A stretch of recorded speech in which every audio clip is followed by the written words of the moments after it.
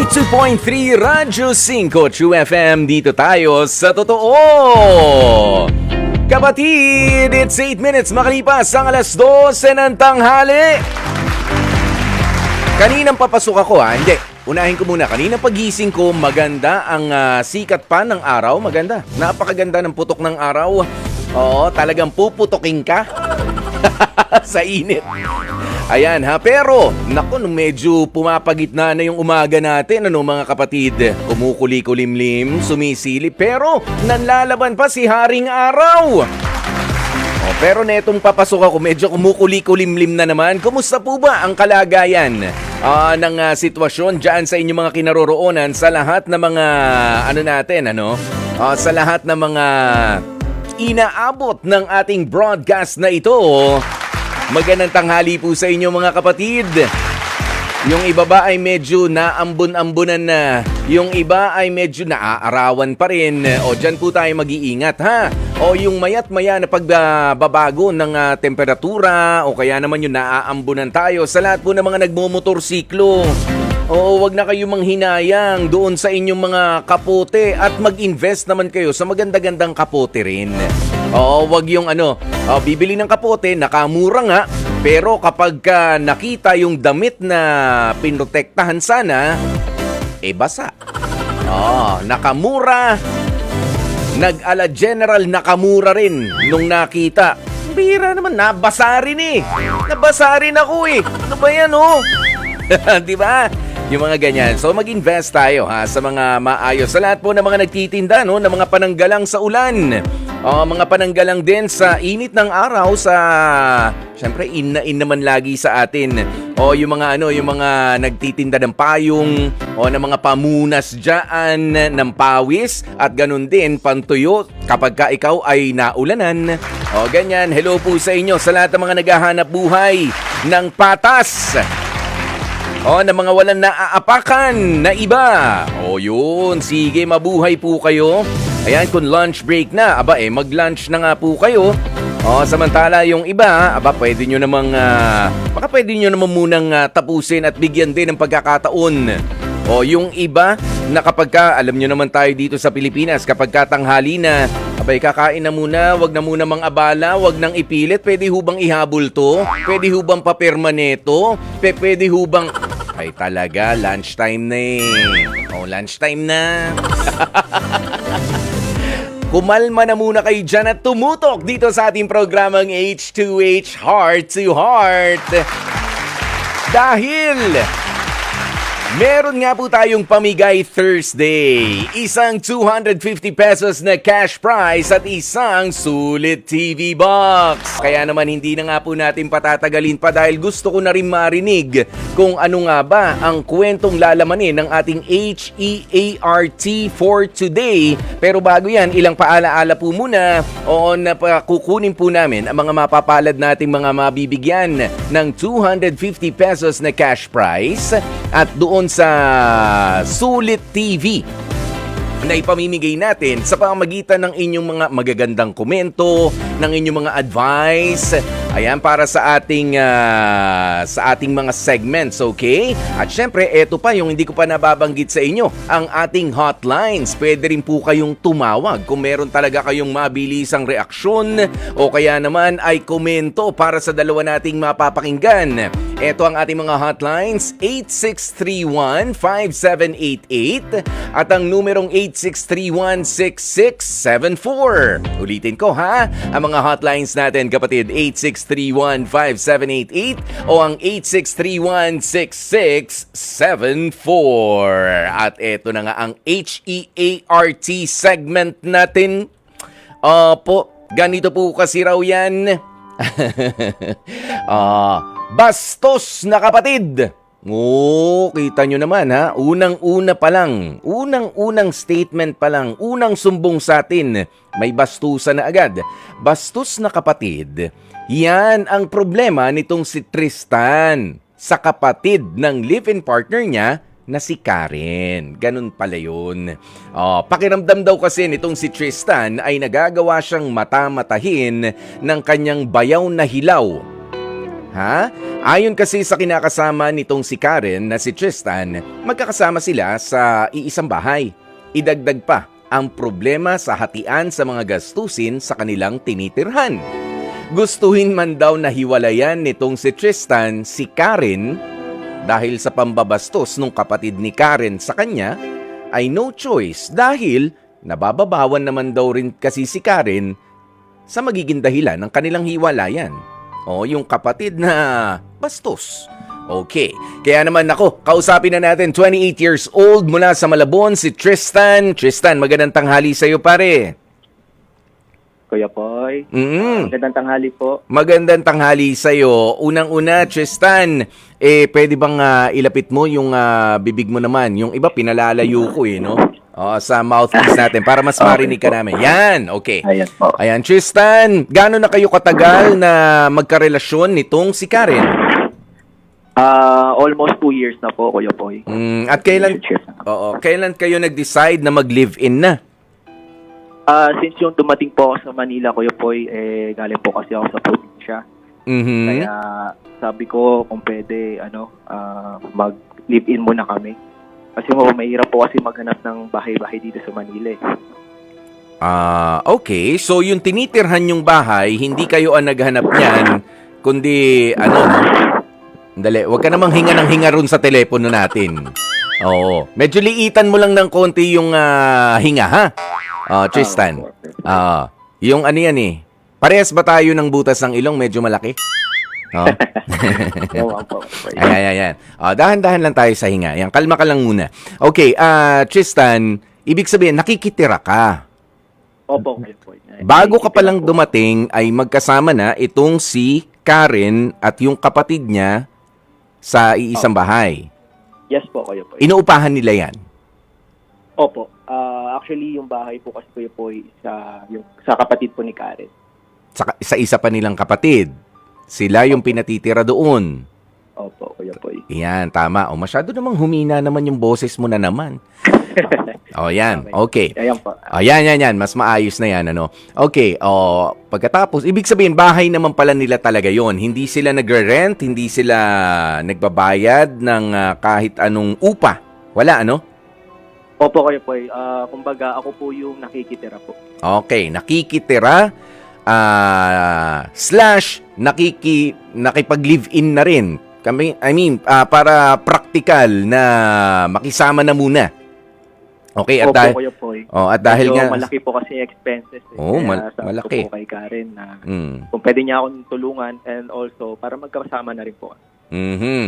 Yan. Pagkatapos niyan, eto na nga. Punta na tayo dun sa kapatid niya. Yung kapatid ba niya na sinasabi mo na nambabastos sa'yo, ano ba mga ginagawa? Gusto ko lang malaman, baka naman ikaw ay overly sensitive lang sa mga masyadong manipis ka kung sabihin nga ng mga matatanda. Baka lahat na lang binibigyan mo ng ibig sabihin. Opo. Yung unang taon naman po, Kuya Poy, maayos naman po yung samahan namin nung kapatid ni Karen. Pero yung medyo tumatagal, syempre po nandun po yung lumalabas na yung tunay na ugali, ganyan. Kasi parang una pa lang po, nagpaparinig lang po siya, ganyan. Anong parinig? Na ito po, ako na nagbayad ng bills, kayo na bahala, ganyan. Tapos susunod, sasabihin naman niya, bakit parang kulang lagi yung natin, pambayad sa bills, ganyan. Kasi po yan, kinokollect po kasi talaga yun. Okay. So parang doon po kasi, then parang, kumbaga ako po kasi nararamdaman ko po kasi na talagang ako yung pinapaninggan po ng kapatid ni Karen. Sandali, ganito. Kapag ka ba sinasabi niya yun, nandyan kayong dalawa ni Karen, yung kapatid niya? Opo, magkasama po kami ni Karen. Nandun naman pala Bakit naman iisipin mo na ikaw yung pinariringgan? Kasi po, Kuya Poy, ako po kasi yung hindi pa nakakapagbigay kasi si Karen nakakapagbigay naman po kasi. Hindi ba kayo sabay na nagbibigay ni Karen bago niya iabot doon sa kapatid niya? Hindi po, Kuya Poy, kasi minsan po kasi delay po kasi yung kumbaga mahina po yung yung pera. Kumbaga wala po ako nakokollect talaga sa work ko. Pero may trabaho Kaya ka. minsan Yun ang importante. May trabaho Meron po, ka, may meron po, napagkukunan. Okay. Opo. Ayan, nade-delay lang. Pero bukod doon, kung mga ganun, mga parinig, hindi mo pa yung maakusahan na binabastos ka. Pero ano na yung nakapagsabi sa'yo na medyo nababastos ka na nga at nakakalalaki na yung mga statement? Ano na ba? Gano'n na kalala? Yun po. Dati po parinig-dinig lang po. Tapos ngayon lang po na yung last month, yun na po talaga na hinarap niya na po talaga ako. Nilabasan niya po ako ng pera, Kuya Poy. Na, ito na yung bayad ng ng kuryente. Nasaan na yung mo? Pera mo. Oo. 2 years ka na dito. Wala ka pa ring ambag. So, yun po. Kumbaga nagkaroon na po kami ng away talaga. Hanggang sa parang ito naman si Karen, parang wala lang po. Parang binabaliwala lang. Paano kaya niya binabaliwala yan? Pero sige, nasa kabilang linya kasi natin si Karen, okay? Na sana ay kalma, sa mga narinig ni Karen na yan, tignan natin kung baliwala lang sa kanya itong mga issue na to. At tatanungin ko na rin muna sa'yo, no? Ano nga pangalan nito? Si Tristan. Tristan, nasabi mo naman na kay Karen ito, nakita niya ba yan? Yung mga altercation ninyo nung kuya niya? Opo. Nakita niya? Opo, nakita naman po niya. Okay, sige. Ito na muna. Bigyan natin ng pagkakataon na makasagot naman si Karen. 28 years old din. Karen, magandang tanghali sa'yo. Good afternoon po. Ayan. Merong naglalabas ng sama ng loob itong si Tristan dahil sa alam niya naman daw na siya ay nakikitira for 2 years na. Medyo alam mo na, bahay yan ng kapatid ninyo. So nakikitira nga siya pero tinanggap mo siya bilang live-in partner. Mukhang naiinsulto naman yata doon sa estilo ng pakikisama ng kapatid mo. Ha? Napag-uusapan naman po namin yung issue na yan. Kaso talagang parehas lang din po siguro kaming hindi nagkakatagpo ng isip. Kaya po, yung usap namin, nata-turn po into discussion. Wala naman po akong gustong kampihan sa kanila. Siyempre, parehas ko ayoko naman din pong isa lang ang pakikinggan ko. Both side naman po. Pero naiipit lang din po ako sa kanilang dalawa kasi. Pero ikaw ba, Karen, tinutulungan mo na maipaliwanag din naman doon sa kapatid mo yung kalagayan o yung mga delay sa sahod din ni Tristan para sa anong tawag mo rito? Sa contribution niya? Opo. Bali, siguro parang ang pinaka-ano ko na lang po nun is pinapasuyo ko na lang po na ayusin yung maging approach para lang din po hindi po sumasama yung loob ni Tristan. Kasi sagana na tinanggap mo naman itong si Tristan, kumbaga pinayagan mo siya na makitira dyan at hindi lang naman bilang isang kaibigan, hindi lang naman bilang isang magre-rent, hindi 'Di ba tinanggap mo siya dyan as your live-in partner, tama ba? Masasabi mo bang ganon? O tinanggap mo siya bilang tenant? Siyempre as partner po. As partner. So, meron ka ring responsibilidad sa kanya na hindi naman sa lagi mong i-consider, no? Yung lagi na lang delayed, ganyan. Pero nakakapag-contribute. Can you attest to that? Kaya mo mapatunayan? Nakikita mo, nagko-contribute naman itong si Tristan? Yes po. Bali, ang nagiging ko na lang po is, siguro dun po ako nagkamali sa part na parang, kaya po siguro naiisip ni Tristan na doon po ako sa kapatid ko kumakampi. Siguro kasi laging sinasabi ko po na mag-adjust na lang po since nakikitira po kami. Ayan, mag-adjust. Bakit? Meron din bang katigasan ng ulo itong si Tristan? Medyo ma-pride din ba o hindi naman? Hindi naman po. Wala naman po. Siguro kasi, siyempre, since kami po ang nakikituloy, parang kami na lang din po siguro yung need talaga pong mag-adjust. Yun, iiwas na lang, at wag maging masyadong sensitibo. Tama ba? Medyo sensitive ba itong si Tristan talaga? Baka, Karen? hindi naman po. Tayo lang nakakarinig, di niya alam to. Ay, nandiyan pala si Tristan naman. Medyo sensitive ba? Medyo sensitive ba si Tristan kapag ganyan? Lahat naman po siguro ng tao, magkakaroon naman po ng feeling na ganyan. Pero, nakukuha ko din naman po yung pinanggagalingan niya. Yan. O sige. Ayan, mas maganda na mapag-usapan ninyo dito na sige, makikinig kami at para makapagbigay din ng payo ang iba nating mga tagapakinig, ano? Dahil sigurado ko hindi lang kayo Karen at hindi lang kayo Tristan ang merong problema ng ganito sa pakikisama sa inyong mga bayaw na hilaw o yung iba nga anong tawag mo kapag ka babae naman, bilas. Yan, yung mga ganyan, di ba? Basta nakikitira, medyo O sige, ano ba ang maa-assure mo? Kailangan nyo ba, Tristan, o mas gugustuhin mo ba na lumipat na lamang kayo nitong si Karen? O ikaw, aalis ka na lang, tuloy pa rin ang relationship nyo, no? Aalis ka na lang, dun sa bahay na yun, meron ka na ba naipon, Tristan? Actually, Kuya Poy, may naipon naman na po ako. Ang gusto ko po kasi sana, alis na lang po ako sa bahay kasi hindi ko po talaga kaya ugali ng kapatid ni Karen. Oo, kasi totoo naman yun, mahirap talaga makisama, no? Tapos bahay pa nila, kumbaga kaharian nila yan eh. No, kaharian nila, pag-aari nila yan. So kung yun nga naman ang magiging dahilan pa para masira din kayo ni Karen, napakababaw naman. O ikaw na lang ang lumayo. Well, magkakaroon ng extra gastos sa'yo, pero papayag ba itong si Karen? Baka naman meron pang remedyo. Karen, ano sa tingin mo? Siguro po, papakiusapan ko na lang si Tristan na kung pwede, konting tiis na lang. Kahit po kasi sabihin nating may ipon, kasi sa panahon din po kasi ngayon parang hindi po natin masabi kung hanggang saan sasapat yung maipon. Yan. O yan. O ano? O, sige, mag-usap kayong dalawa. Kung ano sa tingin nyo ang magandang solusyon para dyan sa problema ninyo sa pakikisama doon sa kapatid nitong si Karen. At least, mas kilala nitong si Karen. Pero 2 years ka na, Tristan? 2 years ka na nakikisilong kina Karen. So, hindi na rin iba ang turing sa'yo. Kaya siguro ganyan na rin openly nasasabihan ka. Ano ba? Kuya ba? Kuya? Opo, Kuya ni Karen. O, yun.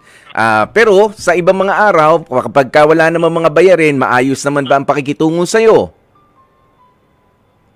Okay naman po, Kuya Poy. Yun lang po talaga yung ugali. Kasi, kumbaga may ugali din po kasi ako na may pagka-alpha din. So, pag yung kuya kasi ni Karen, parang, syempre, dahil hari nga niya, kumbaga, parang nanliliit po kasi ako, Kuya Poy. Hindi ka pala alpha kung nakakaramdam ka ng hindi ka alpha male kapag ka ikaw ay nakakaramdam ng panliliit. Kaya nga tinatanong ko kanina, ma-pride ba itong si Tristan? So, medyo sa totoo lang pala, meron kang pride din sa'yo. Nasasaktan ka doon sa ganung mga klase ng statement. Inaano ko lang po kay Karen na minsan, nintindi ko na lang din po kasi nga po nakikitira lang po kami. O sige, mag-usap nga kayong dalawa. Papaano ba mareresolba to? Ikaw ba, Tristan, sa totoo lang, mahal mo ba si Karen? Enough ba yung dahilan na hindi mo nakakasundo yung kuya niya sa pakikisilong mo sa bahay nila para hiwalayan itong si Karen? At ikaw, Karen, i-discuss mo na rin kay Tristan, ano ba ang pwede mo namang may offer na mas malaki-laking tulong? Hindi yung mga, kahit nga mas bata ka, syempre may kailangan din tayong ipaunawa doon sa mga kapatid natin. Sa kapatid natin mismo na, teka naman, hinay-hinay naman. Mahal ko yan eh. Diba? Magiging kapamilya din natin yan kapag pinalad o pagka minalas. Depende kung saan ang direksyon. Ayan. Sige nga, mag-usap na kayong dalawa. Karen? Hello, nainig mo ba ako, Karen? Karen, okay lang ba kausapin mo yung kuya mo? Siguro, naman kasi, kung magkakasundo naman tayong tatlo, baka pwedeng magstay pa tayo. Pero kung talagang hindi kami okay ng kuya mo, baka ito na yung time na, alis na tayo. Kasi for sure, sapat naman na siguro yung naipon ko. Kasi kung ganun yung ugali na makakasama ko araw-araw, mukhang di ko ata kakayanin. Yan lang. Nagigets ko naman yung pinanggagalingan mo. Pinagsasabihan ko din naman si kuya, baka hindi mo lang din napapansin. Siguro, konting adjust. Konting hintay na lang. Darating din tayo sa point na makakapagsarili din tayo ng bahay natin. Sa ngayon, konting adjust muna kung kaya pa talaga. Kung gano'n naman, sige. talagang mahal din naman kita. So, sige, tignan natin. Kung pwede pang gawa ng paraan yan. Yan. Pero alam mo, no, makasingit na nga ako sa inyong dalawa, Karen and Tristan. Tristan, sabi mo nga, kesa mayat maya, parang ina-anticipate mo na at any moment, medyo, syempre, may maghahari-harian doon sa lugar. Hindi naman sa sinasabi natin na masamang tao. May karapatan sila ron eh. Bahay nga naman kasi nila yon. Baka mas maganda na sa pag-alis mo, ikaw na lang muna ang umalis. Kahit sa malapit-lapit lang doon. Wala ba marerentahan? Yung makakapagpahinga ka na payapa, walang kaaway, walang kasamaan ng loob, nababayaran mo yung dapat mong bayaran at bumisita ka na lang kay Karen. Hindi kaya pwede maging option din yon? Pwede rin po kayo po para at least di kami magsuntukan. Oh, yun. Bakit nagsuntukan ba kayo nung huling nung huling eksena? Muntik lang po Kuya Poy, pinigilan lang po ako ni Karen. Oh, at saka hindi dapat ganoon dahil sabi nga natin nasa kahariang kanila. Oh, ano't ano pa man, teritoryo nila 'yun. Okay? Oh, wag nang aabot ngayon kung may ganun na pala mga eksena sa tingin ko, mas maganda sabi mo nga naniniwala ka na ikaw ay alpha male, hindi pwede na dalawa ang hari sa loob ng isang tahanan. The same way na hindi pwede na dalawa rin ang reyna, no? O na nagiging problema rin ng mga magbibiyanan, ng mga ate na nandun, lalo na dun sila sa lugar na yun. Mas nasanay at ikaw ay dapu lang. O yung hindi naman sampid. Iba yung sampid parang naligaw lang yun O, dapo. Kumbaga dayo. Yan, kung ikaw ay dayo lang. Kaya, Karen, pwede ba yon? Papayag ka ba na si Tristan, kahit siya na lang mag-isa ang magre-rent sa hihiwalay sa inyo? Okay din ba yon? Karen? Okay din naman po. Kung pwede naman na din po, kung talagang kaya naman na din po ng ipon, di i-go na lang din po namin yung hahanap kami ng sarili po naming bahay. Hindi ka papayag Para na... lang din po. Hindi, kasi pagka dalawa kayo, syempre, magagastos kayo, pandalawang tao na. Papaano yan? Baka pwede naman sa bed spacer si Tristan. Ganyan. Di mas mura yun. Diyan ka pa rin sa bahay ninyo. Pinasok na din naman po namin din, kuya, yung ganitong level. Susubukan po. Hindi po natin malalaman kung hindi po susubukan. O, yun. O, sige. O, willing na sumubok.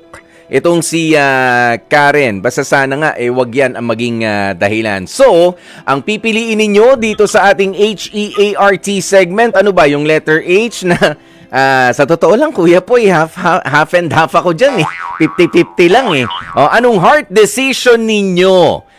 Unahin na natin, Karen, ikaw ba? Sige, HEART. Ano sa'yo?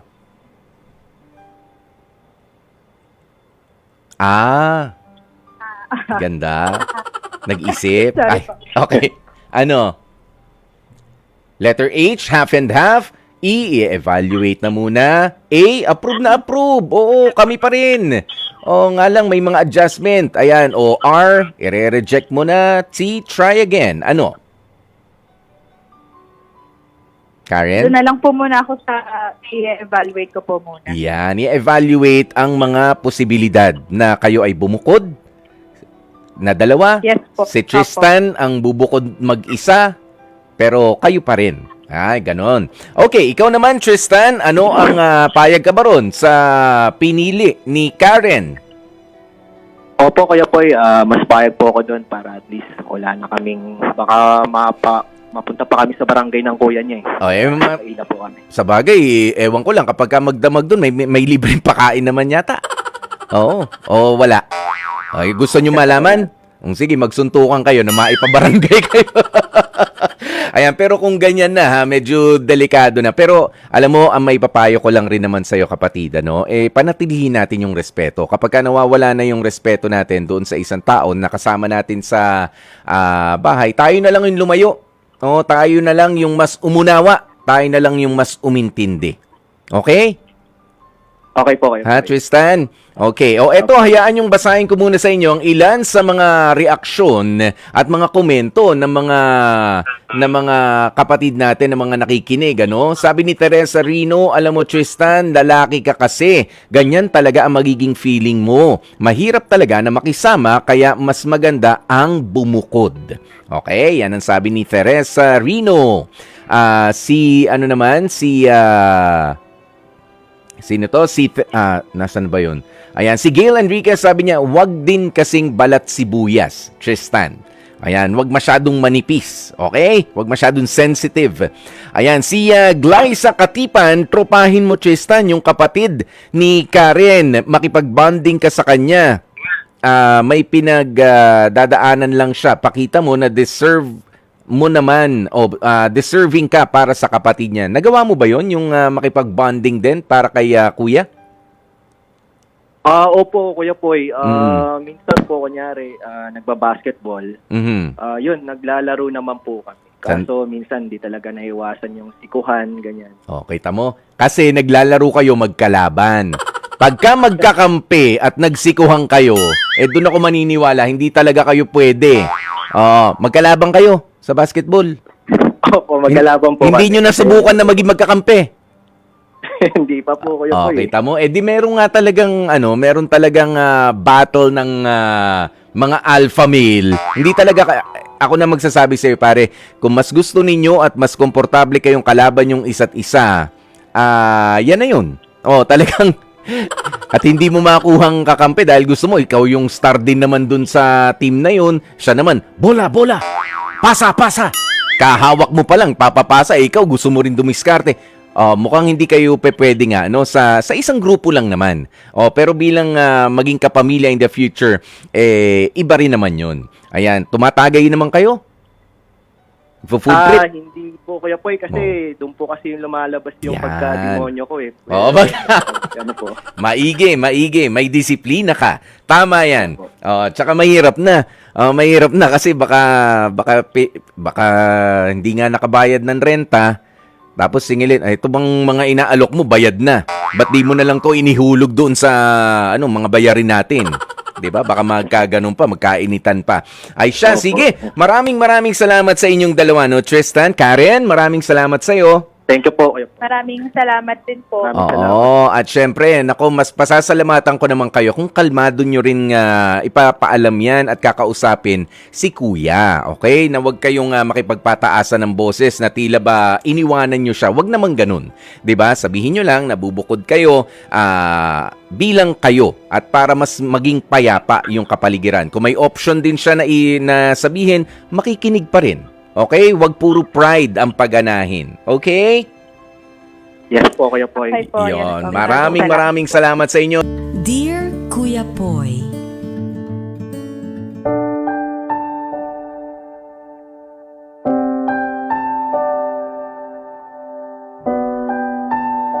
Dear Kuya Poy, ako po si Julia, 27 years old, mula dito sa Bukawi, Bulacan. Sa totoo lang, masama ang loob ko sa aking mga magulang. Pero hindi ko alam kung dapat ko ba itong maramdaman sa kanila. Pakiramdam ko kasi, Kuya Poy, ay naaabuso na nila ako. Nakakahiya man, pero sa loob ng 4 na taon kong paghahanap buhay at pagtatrabaho, ay masasabi kong hindi nakakasapat ito para sa aking pangangailangan, lalo tigit sa aking pamilya. Kuya Poy, pinili ko ng bumukod sa amin. Kung dati ay nakakapag-ipon ako para sa sarili ko, ngayon hindi ko na yan nagagawa pa dahil ako na rin ang sumasalo sa lahat ng gastusin ng aking pamilya. Masama bang mapansin kung palagi na lamang at panay na panay ang request sa akin ng aking pamilya? Yung bang tipong, bili mo ko nito, bili mo ko niyan. Alam naman nila na hindi naman ganoon kalaki ang kinikita ko sa pinapasukan kong trabaho, pero bakit po ganoon? Parang talo ko pa ang nangingibang bansa at nagtatrabaho sa abroad sa tuwing may hinihingi sila sa akin. Kung magrereklamo naman ako sa kanila, isusumbat nila sa akin na pasalamat daw ako dahil kung hindi nila ako pinag-aral, baka wala akong narating sa buhay. Kasi po, Kuya Poy, ang dalawa kong kapatid ay hanggang high school lamang ang inabot.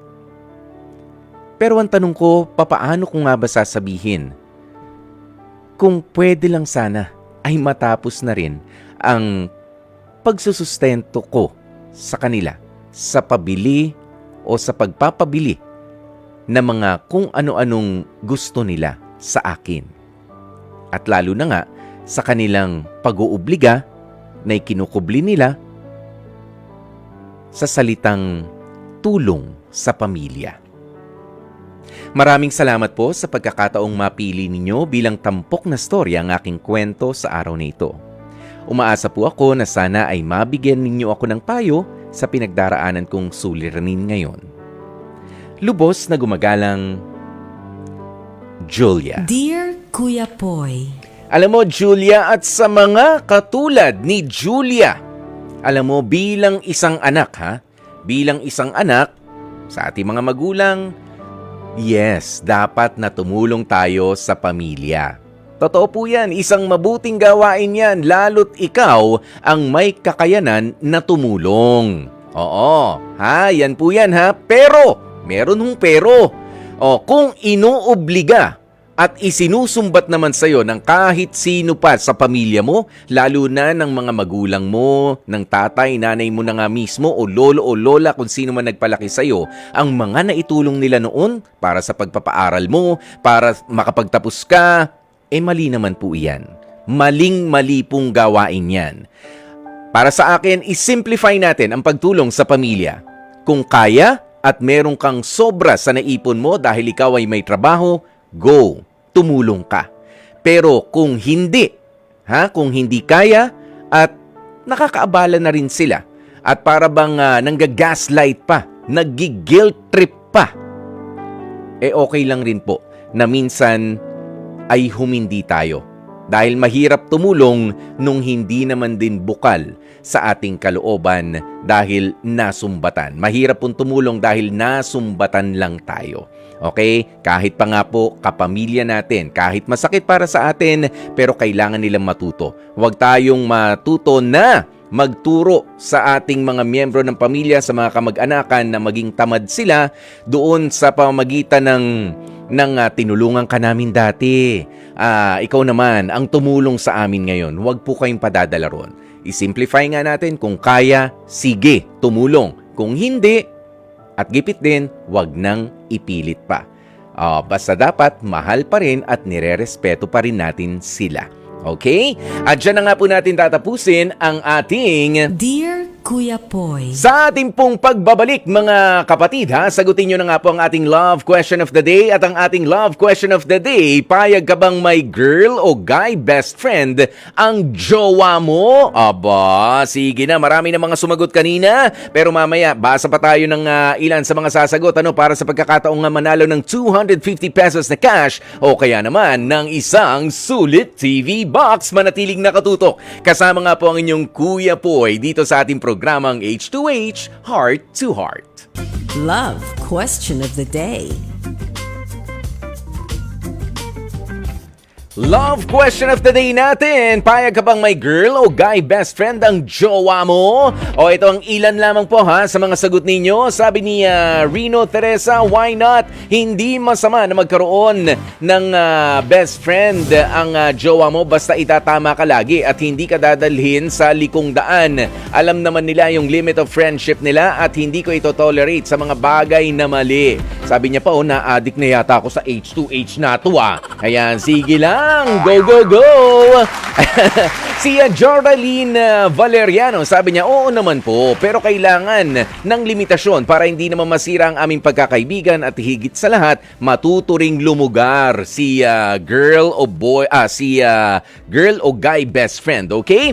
Ayan, sabi naman ni Helen Morcilla, para sa akin okay lang na merong girl o guy best friend si jowa, basta alam mong walang mali siya, dapat may limitasyon, dapat maging tapat sa isa't isa. Kung may lakad man ng tropa, dapat kasama ka. Siguraduhin lang na alam mong walang landian o ahasan na pangyayari dahil hindi masyadong attached ang Okay. Na hindi sila masyadong attached sa isa't isa para fair ang samahan. At nako, napakarami pa po napakagaganda mga kasagutan na ibinigay kayo sa amin dito. Kaya kung ako sa inyo, kahit pagkatapos itong H2H natin episode for today, pwede nyong i-review, okay? Ayan, at basahin nyo yung mga komento nung iba pa mga sumagot sa atin dito. Ay nako, ang gaganda po. Ayan, pero sa ngayon, ibibigay na muna natin ang ating mga Pamigay Thursday. I-announce nga natin ang Pamigay Thursday winners. Ang winner ng 250 pesos na cash mula sa Manila, si Ann Paralag. Congratulations to you! At ang winner naman ng ating Sulit TV box ay si Bel Aquino. Thank you so very much, kapatid. O papaano, same time, same frequency, bukas po ulit. Pananghaliang tapat, ang tapatan dito sa ating H2H, Heart to Heart, kung saan puso sa puso palagi ang usapan. Nakasama nyo nga po ang inyong lingkod. Ako po si Kuya Poy, ang inyong gwapopoy para sa 92.3 Radyo 5 True FM. Dito tayo sa totoo.